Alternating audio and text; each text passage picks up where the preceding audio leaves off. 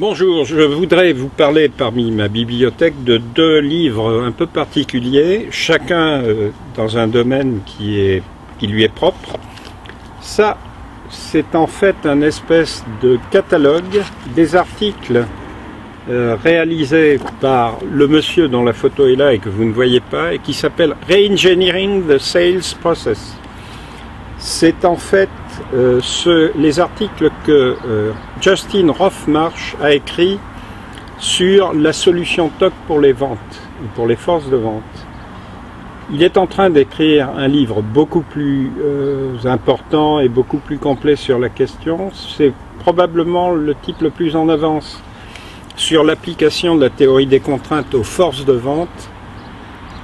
Le point central de son approche, c'est de considérer que le vendeur est la contrainte et que c'est le temps que le vendeur passe avec des prospects, c'est-à-dire de futurs nouveaux clients, qui est le temps que la contrainte doit, où la contrainte doit être exploitée. C'est-à-dire qu'il faut augmenter ce temps de telle manière, et il le dit, qu'un vendeur soit 4 fois par jour, 5 jours par semaine dans un interview ou un rendez-vous avec un prospect, qui fait 20 rendez-vous prospects par semaine, alors qu'aujourd'hui les forces de vente sont en général sur la base de 2 rendez-vous prospects par semaine.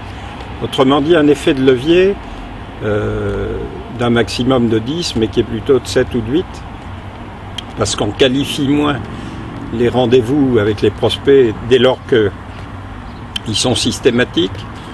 Mais en qualifiant moins, sur le nombre, on réalise de bien meilleures performances. Donc je conseille à tout le monde d'attendre la sortie du prochain livre de Justin Roff-Marsh, probablement en 2012.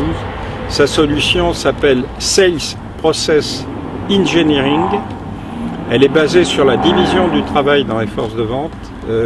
On passe d'un système où les gens sont quasiment complètement autonomes et propriétaires de leur clientèle, à un système dans lequel c'est l'entreprise qui est propriétaire de la clientèle et le vendeur est un des chaînons du relais qui permet de passer d'un contact ou d'une liste de contacts possibles à une vente à un prospect. Voilà.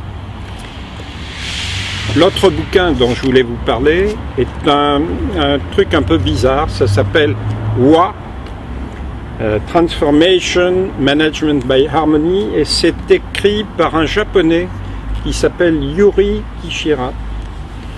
Et Yuji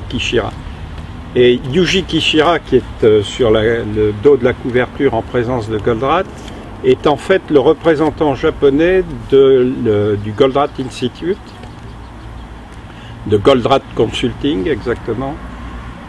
Il est à l'origine, avec sa femme, de ce bouquin et d'un certain nombre de bouquins qui ont été édités au Japon, qui mettent en scène des petits insectes.